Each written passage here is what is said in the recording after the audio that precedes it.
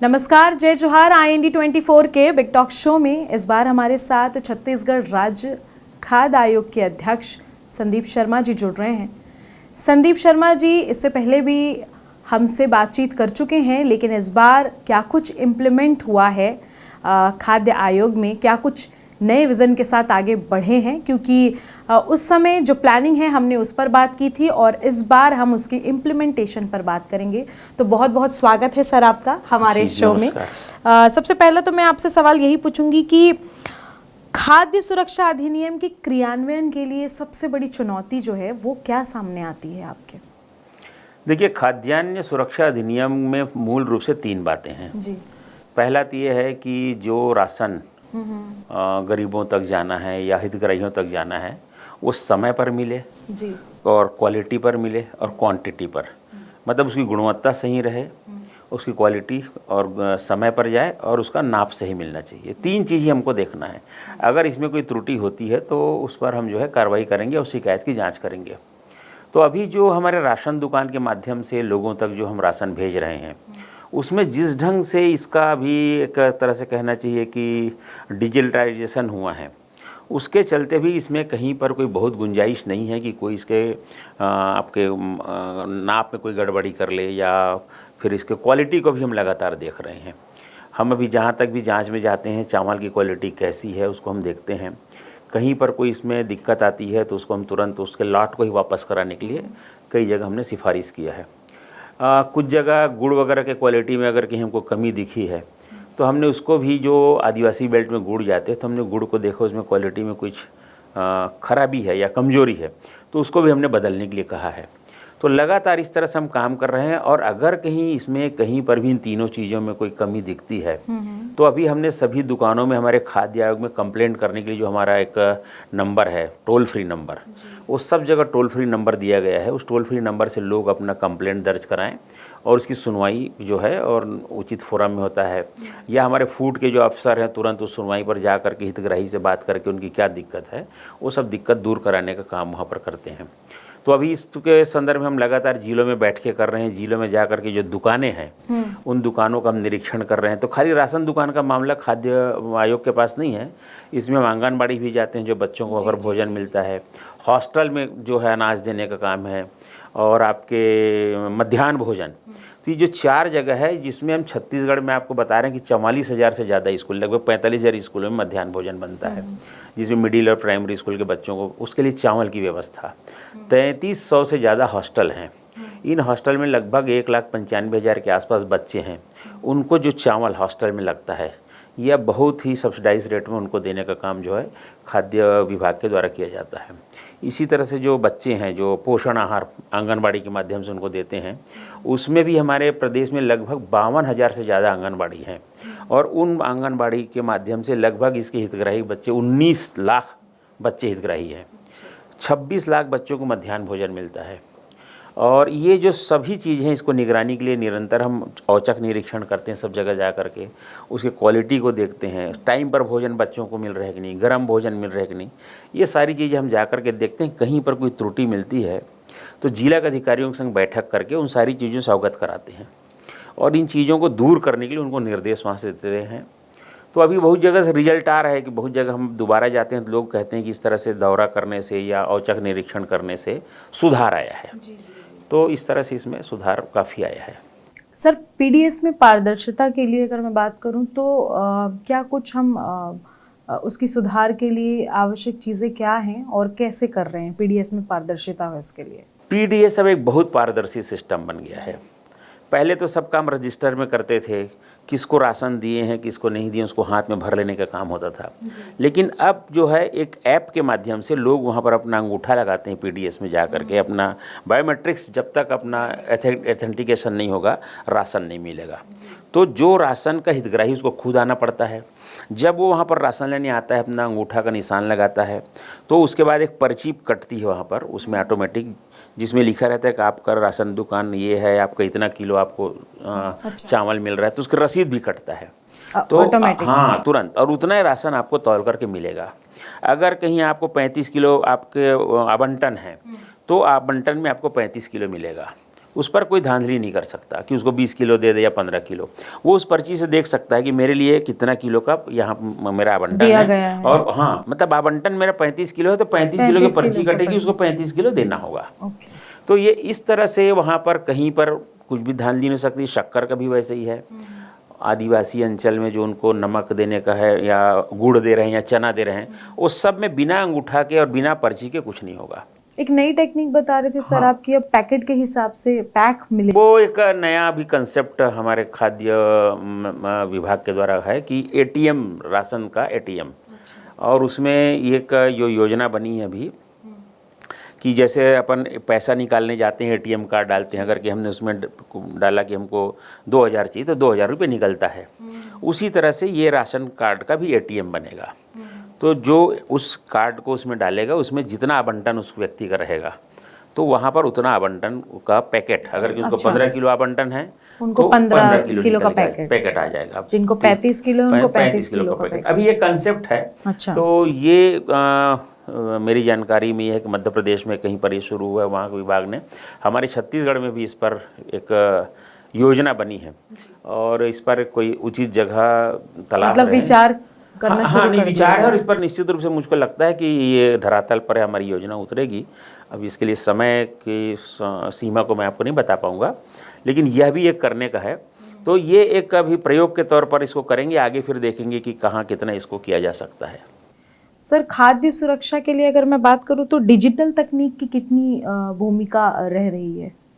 ये तो जो तकनीक है वो इतना कारगर है। मैंने बताया ना कि राशन की जो हेरा फेरी जो पहले होती थी जी। अगर कहीं आज कोई व्यक्ति के दुकान में, राशन दुकान में उपभोक्ता को देने के लिए 200 क्विंटल अनाज गया है और अगर कि वो अनाज 200 क्विंटल उपभोक्ता नहीं ले गए हैं लेकिन उसके दुकान में नहीं है वो, तो ये सीधा पकड़ में आ जाएगा। क्योंकि रिकॉर्ड में जो है, जब तक लोग अपना थंब इम्प्रेशन से या डिजिटल सिस्टम से राशन नहीं ले जाएंगे तब तक वो रिकॉर्ड से घटेगा नहीं। तो अब हम विभाग उनको कितना राशन चावल दिए उसके रिकॉर्ड में रहता है, वो वहाँ से तभी घटेगा जब हितग्राही आकर के उसको ले जाएगा और उसका जो है बायोमेट्रिक्स जो ऑथेंटिकेशन होने के बाद ही उसको मिलेगा। अगर कहीं कोई चुपचाप गायब कर देता है पर रिकॉर्ड में दिखते रहेगा, उसकी वहाँ से हम भरपाई कर लेंगे, उसकी रिकवरी भी होती है। ऐसे लोग जो इस तरह से राशन को इधर अफरा तफरी करते हैं तो उनके खिलाफ प्रकरण बना करके वसूली की कार्रवाई होती है। पुलिस प्रकरण भी इनके खिलाफ बनाए जाते हैं। कुपोषण से निपटने के लिए राज्य खाद्य आयोग क्या प्रभाव डाल रहा है? देखिए, राज्य खाद्य आयोग जो है वो कुपोषण हमारा काम नहीं। हम तो जो सरकार की जो खाद्य विभाग की जो योजना है, शासन की जो है कुपोषण के लिए, खाद्य विभाग तो ये देखती है कि सरकार कुपोषण के लिए जो योजना बना करके नीचे धरातल पर योजना ले गई है वो योजना सुचारू रूप से चल रही है नहीं। हमारा आयोग जो है कोई अलग से योजना नहीं बनाती। मॉनिटरिंग का हमारा काम है। तो कुपोषण के लिए आप देखेंगे जितने आंगनबाड़ी में जो बच्चे हैं, कुपोषित बच्चों के लिए और जो कमज़ोर बच्चे हैं या जो बच्चों को भी जो गरीब तबके के बच्चे हैं जिनको पोषण आहार के रूप में जो पोषण आहार देने का काम हो रहा है और उनको गर्म भोजन भी देने का काम हो रहा है, ये इसकी मॉनिटरिंग करने का काम हमारा है। तो हम लगातार आंगनबाड़ी वगैरह जाते हैं, अभी वहाँ पर इसको देख रहे हैं। तो धीरे धीरे करके इसमें काफ़ी सुधार अभी हुआ है और अभी सुधार की गुंजाइश है, ऐसा नहीं है। तो आने वाले समय में इसको और क्या बेहतर किया जा सकता है, इस पर आयोग जो है अपना काम कर रही है। आदिवासी क्षेत्रों में खाद्यान्न वितरण की गुणवत्ता कैसे सुनिश्चित की जा रही है?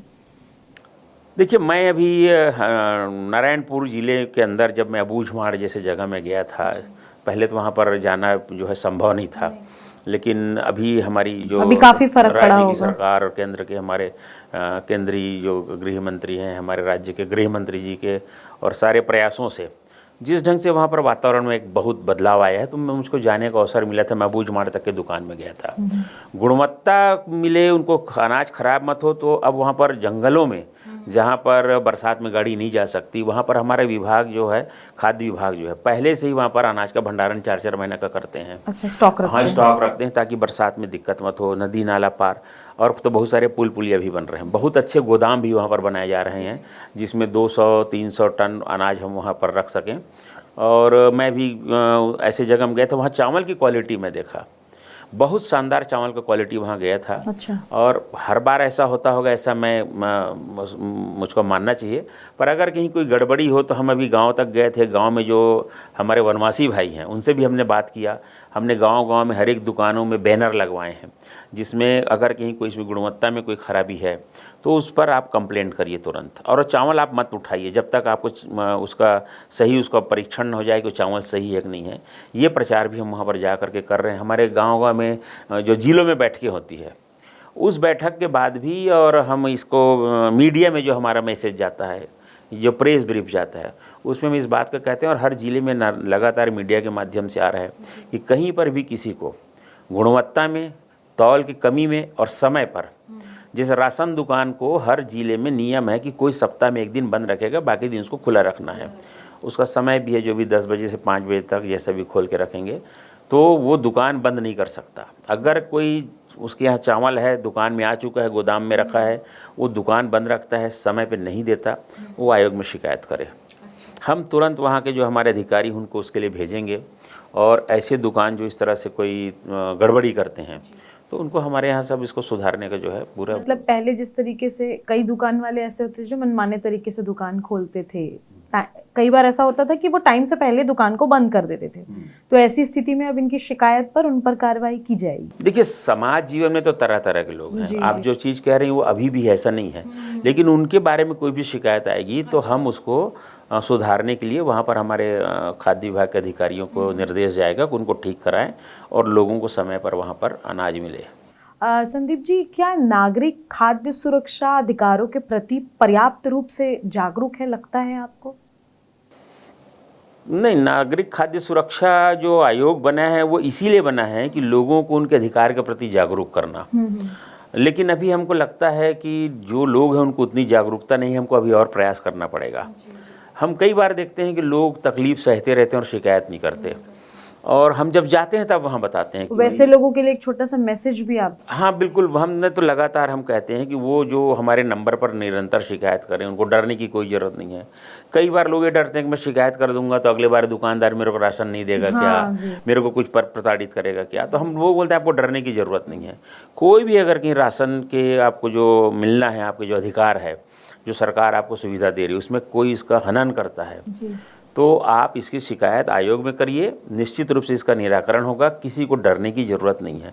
लेकिन फिर भी हम व्यक्तिगत रूप से मेरा मानना है कि हमारे प्रदेश में लोगों में शिकायत करने की जो प्रवृत्ति है वो बहुत नहीं के बराबर है। वो तो हम जाते हैं तब वहाँ पर लोग बताते हैं कि यहाँ पर ये स्थिति है, ये स्थिति है। मैं अभी मोहला मानपुर तरफ जब गया था तो एक दुकान में बहुत गड़बड़ी थी, वहाँ जब गया तब लोग बताए कि ये दुकान वाला 2 महीने से दुकान नहीं खोला है और पिछले 3 महीने का राशन नहीं दिया है और बहुत बड़ी गड़बड़ी है। तो हम उस दुकान तक गए, दुकान बंद मिली हमको, वो बहुत जंगल के अंदर गए हम। और जा करके हम देखे तो दुकान बंद थी, उसको सूचना देने के बाद भी वो नहीं आया। हम लोग दुकान में सील बिल लगा करके आए, बाद में अधिकारियों को कह के जांच वाँच करने के बाद उस दुकान को सस्पेंड किए। नए दुकान हमने तुरंत कहा कि नए व्यक्ति को तुरंत जो है यहाँ के लोगों को राशन बांटने के लिए अपॉइंट करें। तो दुकान पर कार्रवाई तो होते रही, लेकिन हमने एक दूसरे दुकान के माध्यम से उनको राशन वहाँ दिलवाने का काम किया गाँव के लोगों को। तो अभी भी लोग जो हैं, लोग बताते नहीं हैं किसी चीज़ को, खासकर गांव वगैरह में, ग्रामीण अंचल में, तो अभी भी उनको इसके विषय में और जागरूक करने की आवश्यकता है और इसके लिए हम लोग निरंतर प्रयास कर रहे हैं। छत्तीसगढ़ की खाद्य सुरक्षा व्यवस्था के लिए अगर मैं विज़न की बात करूं तो कोई विज़न है आगे का, किस तरीके का क्या करना है, या कुछ बच गया हो विज़न के नाम पे जिसे क्लियर करना हो? देखिए, हमारी सरकार पहले डॉक्टर रमन सिंह जी के नेतृत्व में 15 साल सरकार रही, फिर अभी हमारे विष्णुदेव साय जी की। तो छत्तीसगढ़ राज्य बनने के बाद ज़्यादा समय तक जो है हमारी सरकार रही है, और इसके लिए जितने राशन के दुकान, जितने पहुंच करीब हो सकें, ज़्यादा दूर लोगों को राशन लेने के लिए ना जाना पड़े, इसकी जो बहुत सुचारू व्यवस्था की गई है। आज पूरे प्रदेश के भीतर आपको मैं बता रहा हूँ लगभग 15,000 हमारे राशन के दुकान हैं जी। और अगर कि हम देखें मतदान के दृष्टिकोण से तो पूरे प्रदेश में लगभग 23,000 के आसपास मतदान केंद्र हैं। तो आप मान के चलिए हर 1.5 मतदान केंद्र में हमारा राशन दुकान है। तो इतना वो सघन है हमारा राशन दुकान, जो सघनता है, लोग राशन वहाँ लेने के लिए आसानी से जा सकते हैं। लेकिन फिर भी अभी जो हमारे जो आदिवासी अंचल हैं वहाँ पर एक थोड़ी सी समस्या है कि आदिवासी अंचल में लोग 20-20, 25-25 के संख्या में बहुत दूर दूर तक रहते हैं। तो उसमें हम कोशिश कर रहे हैं कि वहाँ पर भी वो जो राशन जाता है उसको एक जगह के बदले 2 जगह उनका बंटन करें। बहुत से लोग अभी अपना राशन कार्ड ही नहीं बनवाए हैं, बहुत से लोग अभी हमारे वनवासी क्षेत्रों में के पास अभी आधार कार्ड नहीं है। तो अभी उसके लिए हमारा जो खाद्य राशन दुकान के जो खाद्य विभाग के अधिकारी हैं वो बाज़ार हाट में जा कर के लोगों का आधार कार्ड बनाने का काम करना, और अभी जो हमारे वो करवा रहे हैं सबका एक थंब इम्प्रेशन लेके उसका परीक्षण, उसके लिए शब्द ये है कि उसको जहाँ भी नहीं हो पाए है लोगों का, वो सब हम करवाने का काम वहाँ कर रहे हैं ताकि लोगों को राशन वहाँ पर पर्याप्त सब लोगों को मिल सके। जलवायु परिवर्तन खाद्य सुरक्षा पर कितना प्रभाव डाल रही है या डाल सकती है? देखिए, व्यवस्था पर तो जलवायु परिवर्तन से कोई बहुत प्रभाव नहीं होगा, लेकिन जलवायु परिवर्तन अपने आप में मतलब जब हमारे अनाज ही प्रभावित होगा, हमारे अनाज का उत्पादन प्रभावित होगा, तो ये निश्चित रूप से प्रभाव डालेगा। जलवायु परिवर्तन अपने आप में एक अभी बहुत चिंता का विषय है, और जलवायु परिवर्तन केवल खाद्यान्न सुरक्षा के लिए नहीं, पूरे जनजीवन को प्रभावित करने वाला है। तो हम सबको पर्यावरण की रक्षा के लिए काम करना चाहिए। पर्यावरण जो है संतुलित रहेगा तो सारी चीज़ें जो है व्यवस्थित रहेगी। सामाजिक न्याय और खाद्य सुरक्षा का आपस में क्या संबंध है? सामाजिक न्याय में देखिए, सबको समान रूप से भोजन मिले, सबको जो है किसी को कोई भूखा ना रहे। तो सामाजिक सुरक्षा के हिसाब से अगर कहीं समाज जीवन को कोई व्यक्ति निर्धन व्यक्ति है, जो जिसके पास बहुत व्यवस्था नहीं है, कोई काम नहीं कर सक रहे, जैसे हमारे प्रदेश में बहुत से जो विकलांग श्रेणी के लोग हैं जो कहीं पर काम नहीं कर पा रहे हैं, और कोई कुपोषण के शिकार हैं या कुष्ठ रोगी हैं, तो ये सामाजिक रूप से कमज़ोर हैं ऐसे लोग, जिनको राशन देने का काम हमारी सरकार जो है लगातार कर रही है। तो जो सामाजिक असमानता है वो उसमें के कारण कोई भी व्यक्ति जो है भूखा ना रहे, इसलिए खाद्यान्न सुरक्षा अधिनियम में इसके लिए व्यवस्था है कि उन तक राशन जाए, उसकी निगरानी का काम हम कर रहे हैं। खाद्य वितरण प्रणाली की अगर बात करूं तो उसमें क्या कुछ बड़ा बदलाव करना चाहेंगे आप? देखिए, अभी जो खाद्य वितरण की हमारी प्रणाली है वो बहुत बेहतर है। लगातार बार बार इस प्रणाली में सुधार करते करते एक बहुत ही सुंदर प्रणाली जो है अभी हमारी यहाँ पर बनी हुई है। मुझे नहीं लगता कि इसमें हम और कोई बहुत ज़्यादा कुछ बदलाव करें। यही है कि सबको करीब में और समय पर राशन मिले, ये है मुख्य चीज़। तो अभी तो हमारी सरकार जो है लगातार 2-2 महीने के भी राशन को एक बार में दे रही है, 3-3 महीने का राशन को एक बार में देने का काम कर रही है, ताकि आप ले जाइए, आपको बरसात का समय आने वाला है तो 3 महीने का ले जाइए। तो सारी व्यवस्था जो है बहुत चाकचौबंद है। फिर भी आगे देखेंगे इसमें और क्या, जैसे सुझाव आम जनमानस से मिलता है हमको कि इसमें क्या सुधार हो सकता है, वो सुझाव हम हमारी सरकार को देंगे।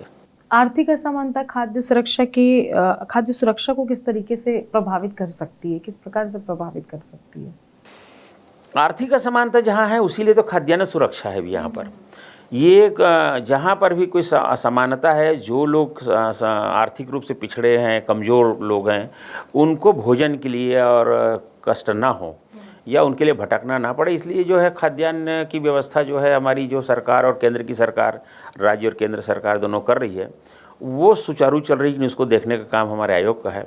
तो ये एक अच्छी व्यवस्था है। इसमें मुझे नहीं लगता कि आर्थिक असमानता के कारण किसी को, सिर्फ इसी के लिए किसी को खाद्यान्न नहीं मिलेगा। गरीब के लोगों को भी खाद्यान्न हमारे यहाँ मिल रहा है निःशुल्क, और जो अमीर लोग हैं उनको भी सब्सिडाइज रेट में मिल रहा है, जिसमें APL बोलते हैं जी। तो APL में 10 रुपये किलो हम दे रहे हैं, 40 रुपये किलो का चावल जो है हम APL को, तो एक अमीर व्यक्ति को भी राशन मिल रहा है, गरीब को भी मिल रहा है। तो अमीर व्यक्ति को भी यदि सस्ते में मिल रहा है, 40 रुपये 42 रुपये का हमारा जो चावल है वो हम 10 रुपये में दे रहे हैं, तो गरीबों को निःशुल्क दे रहे हैं। राज्य की दीर्घकालीन खाद्य सुरक्षा रणनीति किस तरीके की होनी चाहिए? दीर्घकालीन तो देखिए, सबको भोजन मिले, सबका भोजन सबका अधिकार है, तो हमारी नीति यही रहेगी कि आने वाले समय में हमारे प्रदेश की जो अन्न का उत्पादन है वो सुचारू रूप से चले, और कोई भी व्यक्ति हमारे प्रदेश में भूखा ना सोए, सबको पेट भर अनाज मिले। इसके लिए सरकार जो है इसके लिए सरकार जो है कटिबद्ध है जी। तो इसके लिए हम निरंतर, देखिए हमारे यहाँ भी प्रदेश में आपको बता रहा हूँ 2,45,000 क्विंटल चावल हर माह हम यहाँ पर गरीबों को और APL कार्ड वाले धारियों को दे रहे हैं। और अभी भी हमारा ये है सरकार का कि कोई भी व्यक्ति इसमें छूटे मत। मैंने कहा ना, अभी आप जब मैं भी गया था आदिवासी अंचल में, तो वहाँ पर अभी भी हमारे अधिकारी जो हैं बहुत से लोगों को, और राशन कार्ड जिनका नहीं बना है, जिनका आधार कार्ड भी नहीं बना है, ऐसे भी लोग वनवासी क्षेत्र में हैं, उनके आधार कार्ड बना करके वहीं पर गांव हाट बाज़ार में उनको भी राशन कार्ड बने और उनको भी राशन मिले। इसके लिए सरकार जो है लगातार कटिबद्ध है। संदीप जी, मेरा एक सवाल है कि सदैव कोशिश करती है सरकारें कि पीडीएस की दुकानें, जो भी राशन की दुकानें हैं, उसे ज़्यादातर खोले ताकि लोगों को लाभ मिल सके अपने इर्द गिर्द क्षेत्रों में। प्रदेश भर में सैकड़ों दुकानें खोली गई हैं, लेकिन अगर मैं बात करूं तो विपक्ष की जो पार्टी है उनका ये कहना है कि जो बीजेपी सरकार है, वर्तमान सरकार है, वो राशन की दुकानें ज़्यादा से ज़्यादा खोल रही हैं, ज़्यादा से ज़्यादा लोगों को आश्रित बना रही हैं। तो इस पे आप क्या कहेंगे? देखिए, जो अविपक्षी ऐसा क्यों बोलते हैं मैं नहीं जानता कि वो क्यों नहीं चाहते कि ज़्यादा से ज़्यादा लोगों को राशन मिले, लोग भरपेट भोजन करें, उनका क्या इस पर सोच है, वो क्यों नहीं देना चाहते सबको, वो उनका विषय है। लेकिन वसुधैव कुटुम्बकम जो है वो हमारे मूल दर्शन है हमारे देश का, और एक पूरा हमारा जो वसुधा है वो कुटुंब है। हमारे प्रदेश के सभी लोग हमारे कुटुंबजन हैं, सबको भोजन मिले, वहाँ ज़्यादा से ज़्यादा लोगों तक हमारा अनाज जाए। मैंने कहा ना कि कोई भी व्यक्ति भूखा ना सोए। तो अब इसमें विपक्षी दलों को क्या तकलीफ़ है वो वही जान सकते हैं, और वो आकर के किसी का राशन काटना चाहते होंगे सरकार में आकर के, तो जनता उसका जवाब उनको तो चुनाव पर देगी। अगर उनके विज़न ऐसा है कि हम ज़्यादा लोगों को ना दें, तो हमारी सरकार तो सबको देना चाहती है, दे रही है। क्या खाद्य सुरक्षा का दायरा पोषण और स्वास्थ्य तक बढ़ना चाहिए? बिल्कुल, खाद्य सुरक्षा का ही है। हमारे खाद्य सुरक्षा पोषण और स्वास्थ्य के लिए ही है कि बच्चों का पोषण ठीक होना चाहिए और उनका स्वास्थ्य ठीक होना चाहिए। इसीलिए देखिए, जो आंगनबाड़ी के माध्यम से जो बच्चों को एक पोषण आहार का पैकेट मिलता है, जिसमें अनेक जो हमारे पौष्टिक तत्व हैं उसको मिला करके, जिसका एक पाउडर बना करके और वो दे करके, जिसका हलवा वगैरह बना करके देते हैं सुबह जब बच्चे जाते हैं, तो रेडी टू ईट जिसको बोलते हैं। तो ये जो पोषण है, ये पोषण भी है और बच्चे के स्वास्थ्य के हिसाब से। जो गरीब बच्चे हैं, जिनके माता पिता जो हैं मजदूरी में जाते हैं, काम में जाते हैं, बच्चे छोटे हैं, उनको देखभाल कोई नहीं कर पाता, उनको ठीक से उस समय में कोई पोषण आहार मिलता है नहीं, तो इसी के लिए आंगनबाड़ी बनाया गया है, ताकि उनका पोषण हो और उनका स्वास्थ्य अच्छा रहे। इसलिए उनको फिर दोपहर में गर्म भोजन में, जिसमें दाल चावल सब्जी बना करके गर्म भोजन देने का भी काम जो है सरकार के माध्यम से हो रहा है। खाद्यान्न सुरक्षा का ये पार्ट है, और उसमें चावल देने का काम जो है खाद्य विभाग करती है। बाकी अन्य चीज़ों के लिए अलग अलग विभागों से, उसमें जैसे महिला बाल विकास विभाग से उसमें और बाकी सामग्री आती है। तो जो स्वास्थ्य और पोषण, ये जो है खाद्यान्न सुरक्षा का मूल उद्देश्य है। लोग स्वस्थ रहें, उनको पोषण। अभी मैं आपको बता रहा हूँ कि छत्तीसगढ़ में हमारे यहाँ एक फोर्टिफाइड राइस जो अभी अब बंद हो रहा है, लेकिन फोर्टिफाइड राइस देने का काम गरीबों के लिए किया गया था। जिस फोर्टिफाइड राइस में जो है, जो 1 क्विंटल जो चावल होता है, उस 1 क्विंटल चावल में 1 किलो फोर्टिफाइड राइस मिलाया जाता था। और जिसको यहाँ पर लोग प्रचार करते थे कि ये चावल नहीं है, ये प्लास्टिक है, ये पानी में तैरने लगता है, ऐसा कुछ नहीं था। हमारे प्रदेश के लोगों में कुछ तत्व है, जो विटामिन 12 है, फोलिक एसिड है, और जो 3-4 तत्व जो कम पाए जाते हैं, उन तत्वों को मिला करके एक चावल बनाया जाता है। वो चावल ऐसा बनता है कि चावल को ही पीस करके जो उसका आटा है, उसमें इन तत्वों को मिला करके लुगदी बनाते हैं। लुगदी बना करके डाइस उसको फिर छोटा चावल बना देते हैं, और वो जो चावल है उसको 1 क्विंटल में 1 किलो मिलाने का है, और वो जो चावल है फोर्टिफाइड राइस कहलाता था। 1 क्विंटल में केवल 1 किलो, पर उसमें वो तत्व मिलाया जाता था, उससे जो भात बनता है। इससे हमारे छत्तीसगढ़ के लोगों में जो 3-4 तत्व हैं, फोलिक एसिड है, विटामिन 12 है, आयरन है, इसकी जो कमी है वो तत्व उसमें मिलाया जाता था उस लुगदी में। तो इसकी कमी को दूर करना, ताकि स्वास्थ्य ठीक हो, स्वस्थ रहें लोग, पौष्टिक भोजन उनको मिले, ये हमारे सरकार का लगातार उद्देश्य रहा है। तो उस दिशा में काम किए 6-7 साल से लगातार लोगों को चावल दिया गया है। हालिया स्थिति में किसी तरीके की कोई अनियमितताएं आपके सामने आई? अगर आई तो किस तरीके से उसे आपने ठीक किया हो? नहीं, कुछ देखिए, समाज जीवन में सब कुछ ठीक है ऐसा नहीं है, बहुत सारी अनियमितता दिखती है, हर जगह दिखाई पड़ता है हमको। हम अगर कहीं हॉस्टल में जाते हैं तो हॉस्टल में भी भोजन जैसा बनना चाहिए, उसको क्वालिटी में कुछ कमी दिखती है हमको, हम उसको देखते हैं। मध्याह्न भोजन जो बच्चों का बनना है, तो जिस स्तर का मध्याह्न भोजन बनना है, हम बच्चों के संग बैठ करके भोजन किए, हमको लगा कि जिस मात्रक में इनमें जो दाल, तेल, नमक, मिर्ची और सब चीज़ लगना चाहिए, वो हमको नहीं लगा। तो हमने वहाँ पर उसके बारे में लोगों को चेताया। और इसी तरह से राशन दुकान में भी कई जगह गए तो कहीं पर जो गड़बड़ी करते हैं लोग, अब उसके कई तरीके हैं। लोगों का राशन जो है हमको ना देना पड़े, कुछ लोग फर्जी अंगूठा लगवा करके और लोगों को इस तरह से भी मूर्ख बनाने का काम करते हैं कि ये अभी अंगूठा आज लगाओगे तुम तो तुम्हारा अगले महीने आएगा। और इस अंगूठा लगाया कि निस्बत इस महीने का जो उनका कोटा है करंट का, उस कोटा को खा लेते हैं। फिर अगले महीना आता है तो फिर अंगूठा लगवाते हैं, बोले अगले महीने के लिए अभी अंगूठा लगाओ, ये तुम्हारा पिछला वाला आ रहा है। तो इस तरह से करके 1 महीने का पूरा राशन जो है कुछ एक दो जगह लोगों ने डकारने का जो षड्यंत्र किया था उनको हमने देखा और उसको कार्रवाई किया, और ऐसे दुकानों के खिलाफ कठोर कार्रवाई हुई है। तो ऐसे कुछ और हमको उदाहरण मिले तो उसको हमने ठीक किया लोगों को। क्या खाद्य सुरक्षा पर निर्भर जो बड़ी आबादी है वो एक तरीके से गरीबी की स्थिति की व्यवस्था की वास्तविकता को दर्शाती है, ऐसा कह सकते हैं? नहीं, बिल्कुल ऐसा नहीं है। हम तो आपको बताएं, खाद्य सुरक्षा अधिनियम के अंतर्गत ही मुझको भी चावल मिलता है 10 रुपये किलो में। अब इसका मतलब थोड़ी है कि मैं कोई गरीब हूँ। इसी तरह से हमारे प्रदेश में बहुत से लोग हैं, बहुत से लोग जो हैं जिनको गरीबी के रेखा वाला जो चावल निःशुल्क मिल रहा है वो भी वो गरीब नहीं है। सरकार दे रही है अनाज, हम उपलब्ध है अनाज, हम लोगों को देना चाहते हैं, पोषण आहार मिले लोगों को, लोग भरपेट भोजन खाएं, ये गरीबी का कोई पैमाना नहीं है। अभी तो जो पिछली जो वर्तमान केंद्र सरकार है, इनके नेतृत्व में काम करते हुए 25 करोड़ लोग गरीबी रेखा की सीमा से बाहर आए हैं जी। लेकिन उन लोगों को भी मिल रहा है, तो मिल रहा है, अनाज दे रहे हैं, सरकार दे रही है अनाज। कृषि प्रधान देश है हम, और अन्न का भंडार है हमारे देश में। आयोग की कोई ऐसी सिफारिश या कोई ऐसी बात जो अब तक लागू नहीं की गई हो, पूरी नहीं की गई हो, ऐसा कुछ है? नहीं, देखिए, मैं जब से आयोग में बना हूँ अभी फ़िलहाल तो कोई सिफारिश की नहीं है, और मेरे पहले कोई सिफारिश हुई है सब मेरे संज्ञान में है नहीं। तो जो चीज़ें अब हमारे ध्यान में आ रही है, ऐसे कुछ चीज़ों को हम अभी एकत्रीकरण कर रहे हैं, और उस पर ज़रूर हम सरकार को सुझाव देंगे कि क्या करना है। पर इसके लिए भी हमारे आयोग के सदस्य और हम सब बैठ करके और इस पर गहन विचार करेंगे किन किन बिंदुओं पर हमको और विचार करके आगे इसमें सुधार के लिए सरकार को करना आगे का कुछ नया कुछ फोकस करने की सोची है आपने जो आप हमसे साझा करना चाहें? देखिएगा, खाद्यान्न सुरक्षा के हिसाब से जो हमारे जो मध्याह्न भोजन और बच्चों को जो हम दे रहे हैं अभी, और जो छोटे बच्चे हैं आंगनबाड़ी के माध्यम से दे रहे हैं, उसमें अभी जिस गुणवत्ता का हम भोजन दे रहे हैं, हम ये ज़रूर चाहेंगे कि इस पर और कुछ सुधार होना चाहिए आने वाले समय के लिए, तो ताकि उनको और बेहतर हम कैसा भोजन और पोषण आहार दे सकते हैं। अभी जो दे रहे हैं उसमें हम कितना उसको और उसमें एड ऑन कर सकते हैं, ये इस पर विचार करके, ताकि बेहतर भोजन आने वाले हमारे जनरेशन को प्राप्त हो। इस पर ज़रूर हमारा एक नोट हम सरकार को देंगे।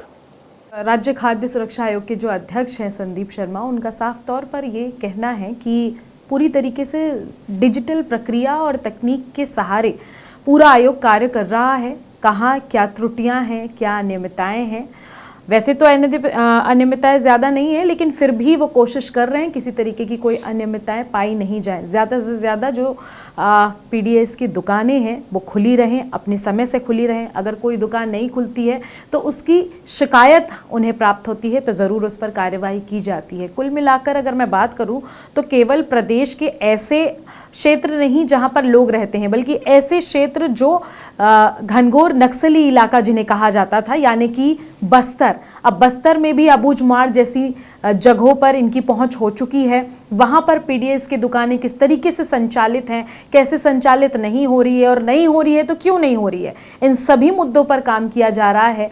तो अगर मैं बात करूं, राज्य खाद्य सुरक्षा आयोग बहुत बेहतर तरीके से कार्य कर रहा है।